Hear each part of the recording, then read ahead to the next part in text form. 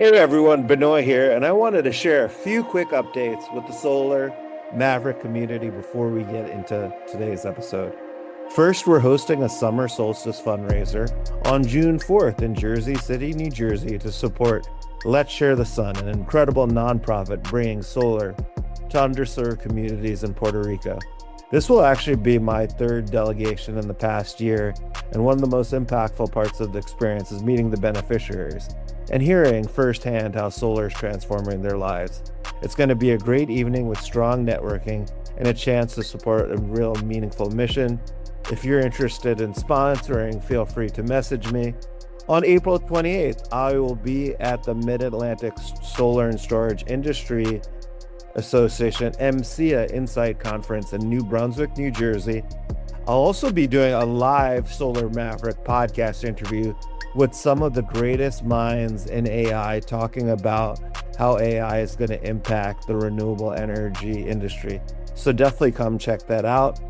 And on May 14th, I'll be speaking at the American Council of Renewable Energy Finance Forum in New York City on a panel focused on scaling behind the meter solar and storage for commercial, industrial, and digital infrastructure. This is a critical topic as energy demand continues to grow, especially with AI and data centers. Also, make sure to check out the Solar Mavericks podcast new website at www.solarmaverickpodcast.com, where you can find all of our latest episodes and insight from leaders across the energy industry. Now let's get into it. Hi, this is Benoy Thanjan, your host of the Solar Maverick podcast, and also the founder and CEO of Renewable Energy. Renewable Energy, we're a solar developer and consulting firm. We've developed more than 100 megawatts of solar projects across the US, and we help clients execute clean energy projects with confidence. We act as your owner's rep, overseeing developers, EPCs, and financing partners to de-risk your project and keep it on schedule. We also provide development as a service, supporting origination, strategy, and execution so you can advance projects without building a large internal team. On the renewable energy credit side, we offer REC brokerage, REC asset management, and custom renewable energy credit research, helping clients understand pricing, policy shifts, and long-term market dynamics. In addition, we provide new market analysis and financial modeling to evaluate opportunities, assess project viability, and support investment decisions. To learn more, reach out at info@reneuenergy.com. That's info@reneuenergy.com. We'll also have information on the notes of the podcast as well. Let's get into it. So what I would say is for solar developers and energy developers that what is happening AI right now and the massive amounts of compute that is required to power all of these models also means an insatiable demand and boom for the technology that you are working on. Hello and welcome to the Solar Maverick podcast, where solar meets entrepreneurship and experience. I'm your host, Benoy Thanjan, so let's get into it. Hi, this is Benoy, your host of the Solar Maverick podcast. I'm really excited in this episode of the podcast to have Spark AI and Standard Solar. Everyone's obviously talking about AI and renewable energy. If you're not familiar with Spark, they're able to develop projects 10 times faster. And obviously Standard Solar is an owner of solar projects. They were recently, it's not so recent anymore, acquired by Brookfield Renewables. They started as an EPC, then became an IPP, and then was purchased by Brookfield. I'm very familiar with, have worked with Standard in the past, and we've had Standard Solar on the podcast twice, and hopefully we'll have Scott Wider on the podcast. But I'm excited that we have, Patrick from Standard, Julia, and Anuj from Spark AI. Thank you for making the time today. Thanks for having us. Anytime. I mean, I think it would be great if you could, all three of you, tell us your backgrounds and what your role is at Spark, Julia, and then Anuj, and then Patrick, if you could talk about Standard. And I know Standard Solar is using the Spark platform a little bit differently from like a developer, but more for acquiring and managing construction. which you could definitely elaborate a lot more, Patrick. That would be great. Awesome. Happy to kick things off. I'm Julia Wu, CEO at Spark. And as Benoy mentioned, Spark is an AI-powered workflow tool for solar and storage developers. So we help developers identify risks, permitting regulations, moratoria, community sentiment, and competitive projects in seconds instead of weeks. And through the same underlying technology, we help developers and acquirers and owner operators assess portfolios at a fraction of the time. And before starting this company, my career was all in software. I started as an engineer at Microsoft and then at Apple, where I built a lot of data pipelines powering Siri search. So we would aggregate information from TV shows and all sorts of resources, flights from different data sets, and then make that available to iOS users. So data aggregation and structuring is very near and dear to me. And for the first time now, with the technology that is large language models, we're able to do everything better at a larger scale. And so I really wanted to be involved with bringing this bleeding edge technology into the renewable space. Growing up internationally between Brazil and China before coming to the US for my undergrad studies in computer science, I've always been intrigued by how big the world is and the challenges and opportunities there are in making infrastructure for society better. So teamed up with world-class people in energy to bring Spark to life. That's a great introduction. Thanks, Julia. Anuj, it would be great if you could talk about Spark AI and then also your background as well. Fantastic. Well, yeah, why don't I first start off with a brief bit about what Spark is, and then I'll go into a brief bio. So what is Spark? Spark, in a single sentence, is an AI-powered workflow software. So it's a software, it's a B2B software. And our focus is really solar storage and data center developers. We work with a variety of organizations, some small developers, some large developers that you might have heard of, and everybody in between. And what have we done? I think this is the important piece, because everybody talks about AI, but like, what is AI in the context of solar storage, data center development? Here's what it is. Spark has gone through nearly every jurisdiction in America and read through, hundreds of thousands or over 1 million documents now, zoning ordinances, past project information, meeting minutes, much of the relevant information that a developer might want when thinking about whether to site a project there. And we refresh multiple times a week. That is what Spark is. A little bit about me. I'm part of the Spark team. Prior to working with Spark, I had my own company for about 5 years called Data Herald. Data Herald is a text to SQL company. We spent about 4 years using AI to convert natural language to SQL. However, prior to that, I spent about 10 years working in energy and transportation at the Department of Energy, at Sun Edison, and a startup called Nato, which is video AI telematics. Thank you. Thank you for giving a great description about Spark, and that's a great introduction. I'm really excited to have Patrick from Standard Solar on the podcast to discuss the case study with Standard Solar and Spark. And Patrick, it would be great if you could introduce yourself, and if people are not familiar with Standard Solar. And Of course, and thanks for having me on, Benoy. So, Patrick Chandler, I've been with Standard Solar 2.5 years this Saturday, and I'm a senior project manager here. I started here as a pre-construction department manager, building out our pre-construction department and working on diligence of projects and acquisition of projects from a construction viewpoint. And then more recently this year, we spun up a team that is dedicated to projects from acquisition all the way through construction and to operations. So no handoffs, same team all the way through, same project manager, same project engineer, same transaction managers. So no changing of the guard throughout the entire process. That's the current team I'm on here at Standard.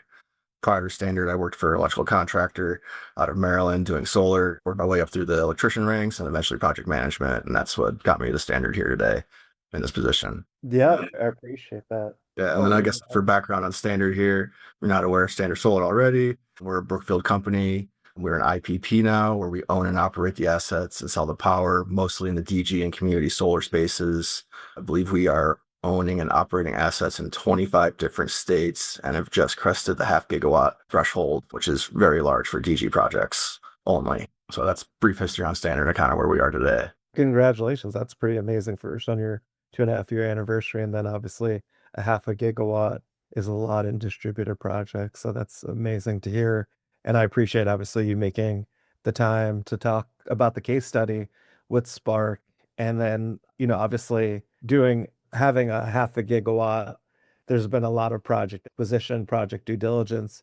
Can you talk about like what made you partner with Spark on, project acquisition and maybe like your experiences? And obviously, we'll have Julia and Anuj talk too as well about that and hearing. Absolutely, yeah. So we have to go back to where Spark and Standard really started. Our legal team was the one that brought in Spark due to its back-end security and only referring to documents that you feed it. So it's a very bracketed AI platform and doesn't deviate or hallucinate or reach for answers that don't exist. Originally brought it in for our legal team.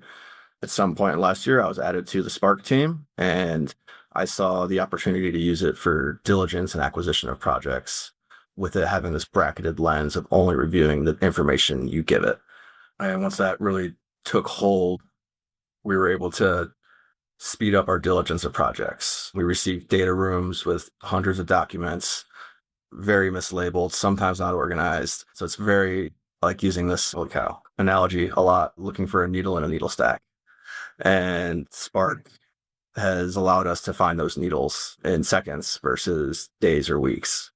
So part of the use case study here was how did we bring it into the diligence side when initially it started as a legal platform for our company? And the big push we did there is to have these preloaded question sets. So any document you can think, we can have a preloaded question set for it. You don't have to be a subject matter expert on a document to upload these 10 questions for, let's say, a lease agreement. So we can upload those 10 questions. Someone can get the responses that they're probably looking for, didn't know they were looking for, with these preloaded question sets that were generated by subject matter experts. And then they're able to delineate that information and share it amongst their team quicker and more efficiently than we have in the past. And another big push that we've gotten recently out of the Spark team is bulk document diligence. I think that's been the biggest, not biggest hurdle, but I would say biggest achievement between the Spark and Standard relationship over the last 1.5 to 2 years that we've been talking to each other. What that has allowed us to do is I can take a permit folder with 30 different permits in it, and I can up all of them to Spark and ask the same questions across all of them at the same time. The original application of Spark was one document at a time, still very efficient from where we were before.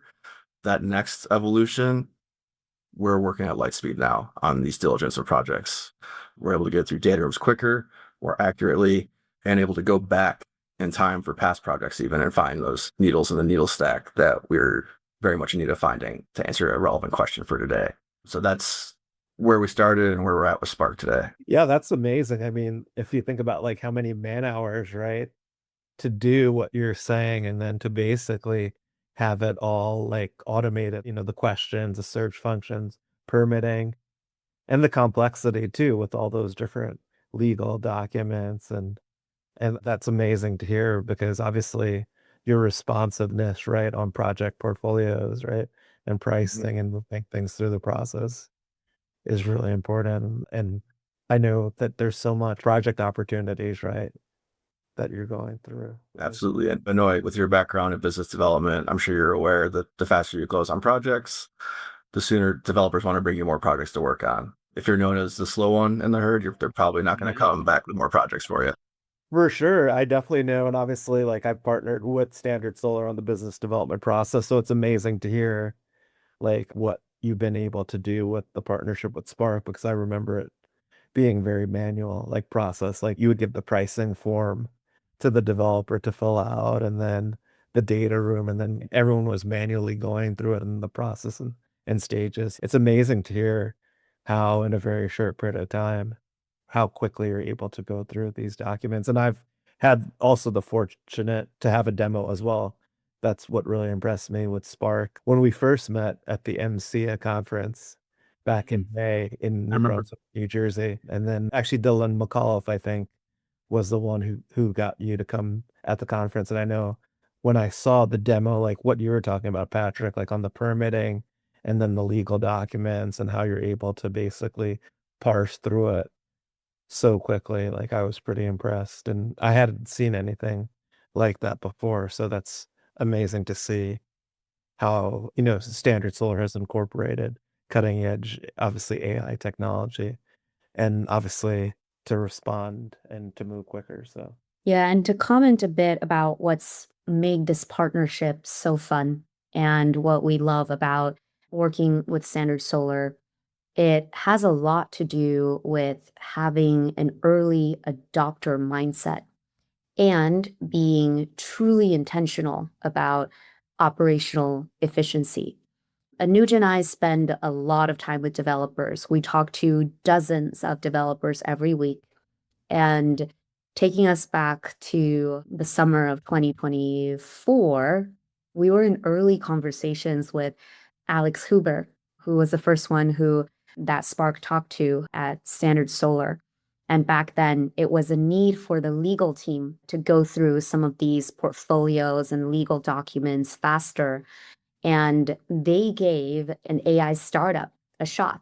And through a series of conversations, we finally got through the big doors of Brookfield security and contracting and got the product in your hands. And it's thanks to these iterations with Alex, Patrick, and team that the product is where it is today. And Patrick is one of the AI pioneers at Standard Solar and also in charge of comparing and contrasting Spark with some of the enterprise off the shelf AI tools.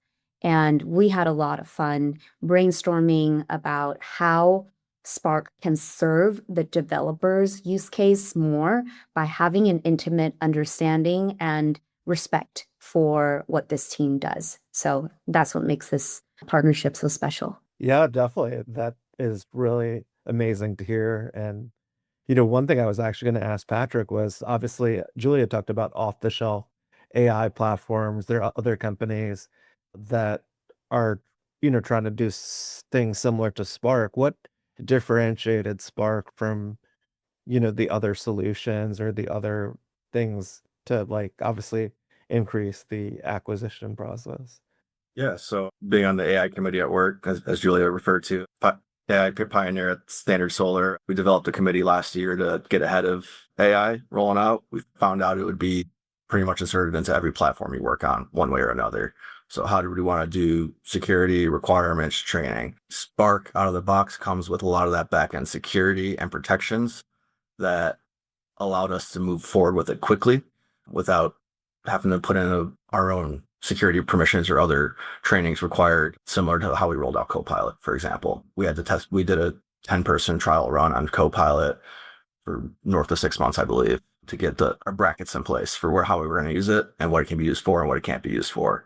But those enterprise box ones, the biggest difference between them and Spark is the reference feature. I'd say that's the big one. And then number two would be obviously the hallucinations that you get from those enterprise ones, pulling information from the entire World Wide Web. Spark only pulls information from the document you upload to it, and that's it. It's going to go look for an answer that it doesn't have information for. It'll say, this information is not available in the document that you gave me. So your question is not answerable. Are there insurance requirements on this lease agreement? There are no insurance requirements on this lease agreement. Copilot might come back. There may be some in here, I can't see it. And when it references a document, it references the entire document. Spark has a feature in its references where it references the exact page, document, because we have the bulk upload now, and subsection, and it'll give you the paragraph of where it pulled its summary from. So you can, in the app itself, fact check the information you're getting. I haven't had it miss yet. And then additionally, you can always open up the original document yourself and verify in the original document much faster because it's pointing you to the exact line it's on versus ChatGPT and Copilot. They'll send you to the web page or the document, but not the line and paragraph where it pulled that information from. Yeah, definitely. That's great to explain in great detail about that. And that's amazing to hear like that. Standard Solar's for enough to start an AI committee. And that's interesting to hear that you're actually, obviously integrating it into all the different parts of the business. So, and then obviously like how Spark is able to get into really specific detail and provide references at a specific point is obviously, game changing for what you're trying to do. Because we all know like you have to find that one piece in the document and then like you were talking about the lease provisions within, and that could take a long time manually to do that. And then to have that done almost instantaneously is a game changer for sure. Yeah, and that's really interesting. Can you talk about maybe Julia and Anuj, like how are you able to do something that's more tailored, right? That obviously, Patrick used the example of Microsoft Copilot or ChatGPT wasn't able to do. Can you talk about in general, like why you're able to differentiate your personal, your software or AI platform to be able to do that compared to off the shelf solutions? Yeah. Yeah, happy to share a bit. And Anuj, please chime in as well. If we tried to do what Spark does using ChatGPT, which we did try, there was a wave of GPT wrappers, especially last year, right? This idea of you have a front end that is a certain brand, a certain app, and then behind the scenes it's really just a call to ChatGPT and then getting that response back and then sending it to the user. But when we tried doing that, we realized that those responses are not as in depth. And by depth, I mean for a certain, as an example, a developer wants to know for a certain jurisdiction, who are the authorities? What decisions have they made in the past? And what are the projects that tried developing here or getting online here, getting approvals and permits? And is there a moratorium? And who was behind that moratorium and the history of those records? And traditional tools are more about generally answering a question, sure, with a lot of information from around the web. But what the Spark user cares about is something that is deterministic and consistent and allows for both a combination of an aggregation and overview as well as depth.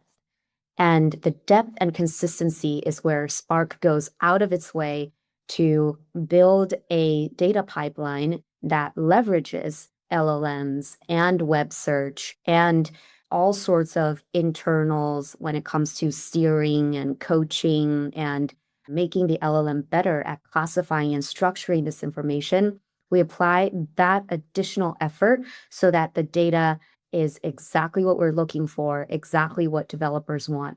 That's on our reports feature. And in our document diligence feature, as Patrick mentioned, citations and passages across our product, citations, references to the exact passage, the exact document, the line where an answer came from. We take that very seriously because we want developers to be able to trust and verify. So it takes a lot of putting the developers front and center and also thinking on their behalf and inventing on their behalf that an off-the-shelf solution might not know how to do. Yeah, that's really helpful. Just a question, like I know some platforms are using underlying like Chat GBT. Like, can you talk more about it? I know it might be confidential, but I know like obviously I hear, with different AI companies, there's always new models coming out and whether there's going to be a disruption. Can you talk about Yeah. like really how Spark is it something like in-house or are you using another? Yeah. At Spark, because we are a Silicon Valley minded startup, we care a lot about having our ears to the ground for anything that's coming out. Whatever model, whether it's Claude Sonnet 4.5 or GPT-5 or any model that comes out that is really good at general reasoning or information processing, we want to be the first to try it out. Now, will it actually work for our use cases as well as we expect, that's where Spark's in-house evaluations come into play. We're always assessing the accuracy, precision, and recall of all of our features. And so that allows us to test out different models, see how they work. If they boost our benchmarks, then we'll stick with them. And if they need some tuning or further prompt engineering, we will do that as well. So what is quote unquote proprietary about Spark is a lot more in how we process the data, how we augment that data, and how we package it in a way that is tailored to the user. Yeah, definitely. That's really helpful to understand. And obviously, Standard Solar was, very, how can I say it, revolutionary and, looking at AI and implementing with the Spark solution. What are, I guess, challenges with, developers are used to doing things a certain way? How have you been able to communicate the benefits? I know Patrick did a great job of talking about the benefits, but what are some of maybe the barriers and how do you get people who haven't used sort of AI solution to look at it and obviously move forward with Spark? Yeah, I can talk a little bit about this and then we could add it back and forth a little bit. One of the cool things, and I've spoken about this before, that startups have, or the benefits that we have, is we don't need to win every prospective customer. It's not actually what you need in the beginning. Of course, we want to, and be very clear. We would love to have every prospective customer be a customer. So every solar or storage data center developer would love to have him. What winds up happening in these early days is the early adopters present themselves, and they typically take personality types like Patrick, who knows that there's a new technology out there and has sort of an adoption mindset. It's not, can I stress test this thing and try to make sure that I can prove that it's wrong and find every edge case. And you meet a lot of people like that who want to demonstrate their intellectual capacity. And those are fine, but they're typically not the early adopter mindset. So the type of organizations that we're really excited to work with, at least initially, are ones where the personality types are, there's this new technology. How can we do what we currently do, but do it better, faster, or cheaper? And when there's organizations that approach it like that, you can tell. Those are the types of things. But no doubt there are objections. And to tie together part of the previous question and this question, I think that's where it is like this idea of a reproducible audit-ready report or pipeline is extremely important. And a lot of the objections are around these ideas of hallucinations. Can we trust this thing? Can we trust AI? Because everybody has heard of hallucinations in your personal workflow. You've probably seen it or experienced it, or even your professional workflow, you've probably experienced it. So one of the main objections really has to do with this idea of hallucinations, reproducibility. Is this audit ready? Can I take this and with some minimal effort, copy paste it into the broader IC? Because your name and your reputation is going to be attached to it. And anybody who's worked in a small or big company knows that your reputation is everything. So if you're using AI, you better be using it smart. You better not be using it blindly. So that's the main objection is when you use Spark to short circuit your workflow, be it on acquiring a project and diligencing a data room 10x faster, or if it's around being able to look at 500 parcels of land rather than 20 parcels of land because you can use Spark and AI at your disposal. You can do that, but you better be using it smart in a way that protects your reputation, enhances your reputation. And that's really where our questions are around. Yeah, definitely. That makes sense. And then how do you see Spark evolving over time? I'm sure, you're learning a lot, right? From talking to different developers and the IPPs on a constant basis. And there's different functionality that, people are asking for. I know when I met with Julia at your booth at RE Plus, you were talking about some additions that you're making to the Spark, platform based on conversations that you had. What's like next for Spark AI from like obviously Patrick already said a lot of amazing things on like the functionality and how it could save someone's time. Yeah, there are two broad ways of looking at this. One is from a functional perspective, what we have learned based on usage and the conversations that we are having.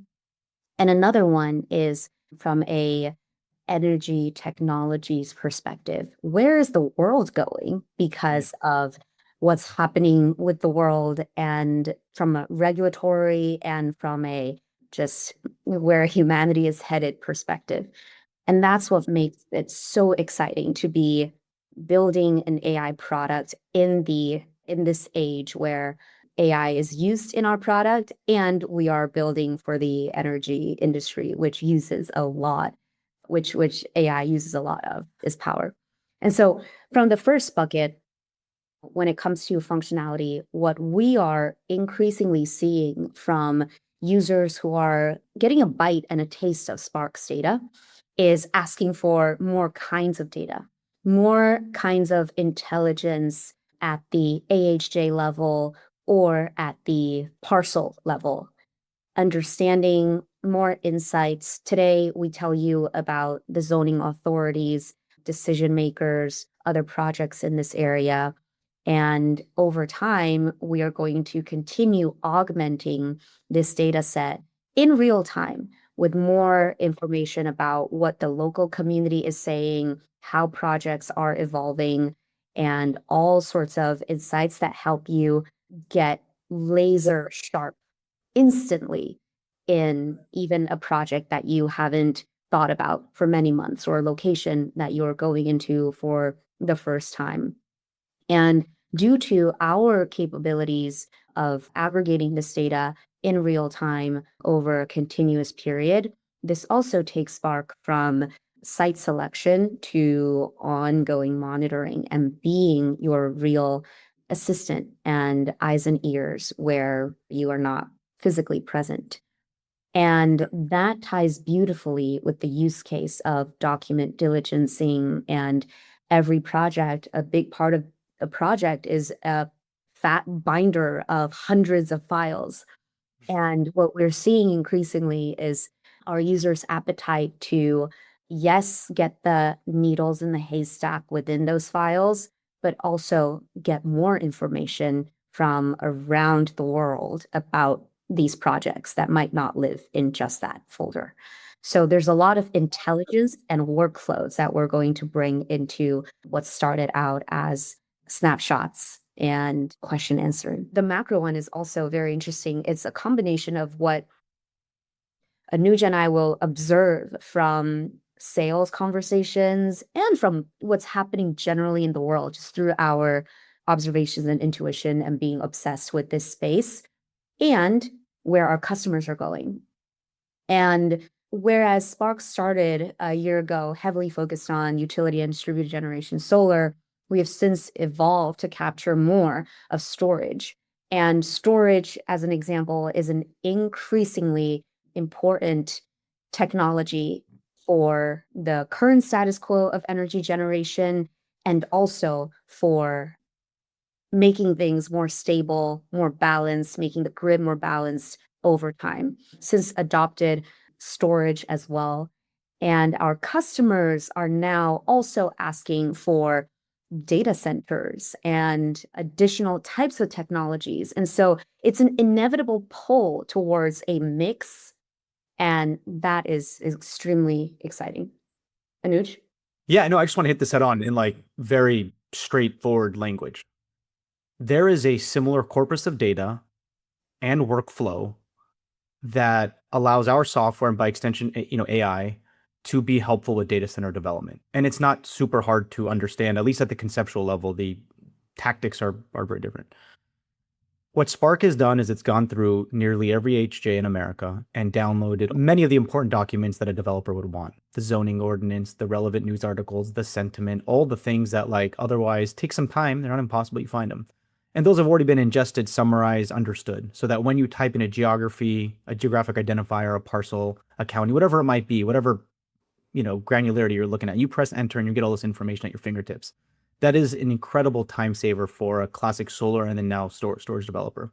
But I think the point I want to hit on in pretty clear language is this capability, not only the data, but the capability is very, very, very similar for data center development. And as Julia mentioned, is like this isn't something where we have like this cool crystal ball and we knew exactly where the world was going. And it's not like that. Startups aren't like that. That would be total bullshit. What it is you begin on this path, on this little marathon of a startup journey, and you start with a hunch. And that hunch is either validated or not validated by the people you speak with and whether they buy or don't buy. And what's happened on this like fun journey is you, as Julia mentioned, you talk to a bunch of people, you talk to a bunch of developers. Some are large, some are small, and everything in between. And what you find is they start to ask you for new things. And it didn't take a lot of guesswork per se to say, hey, there's a huge demand for energy. You know where it's coming from? This thing called AI. Well, you know, we're an AI company. We kind of got that part.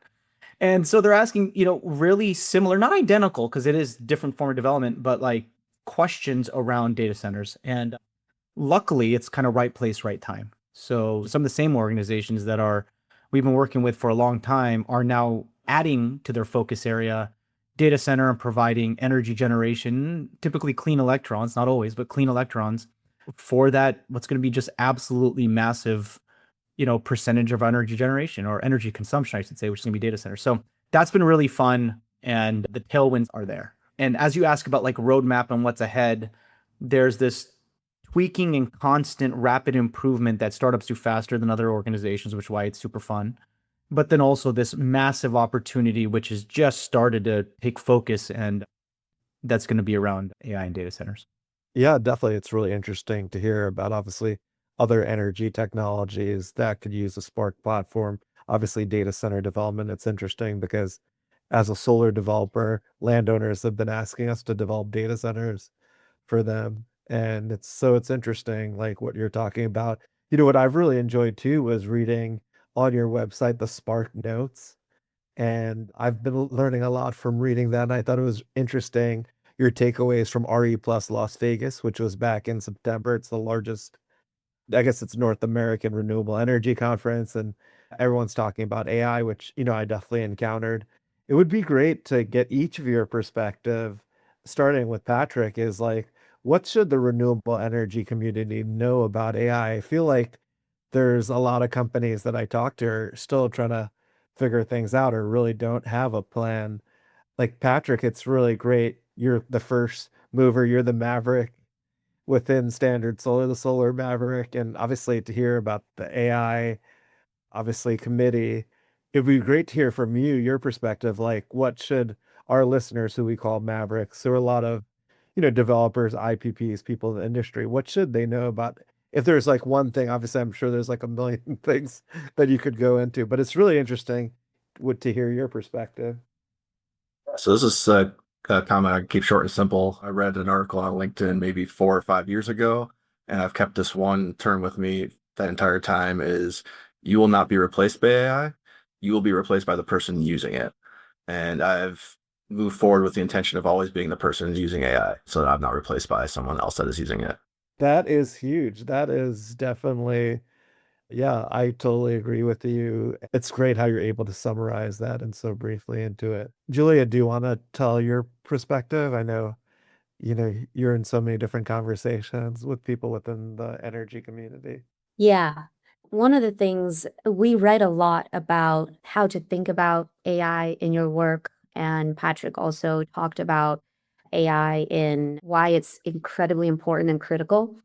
So, what I would say is for solar developers and energy developers, that what is happening AI right now and the massive amounts of compute that is required to power all of these models also means an insatiable demand and boom for the technology that you are working on.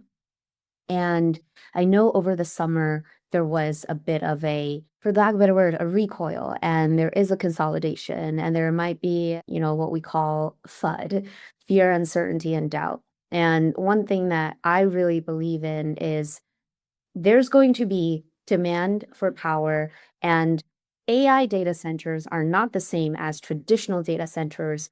AI factories that are running on accelerated compute and GPUs take even more power than the CPU-centric traditional versions of all of this. So this is a massive, massive opportunity for generation.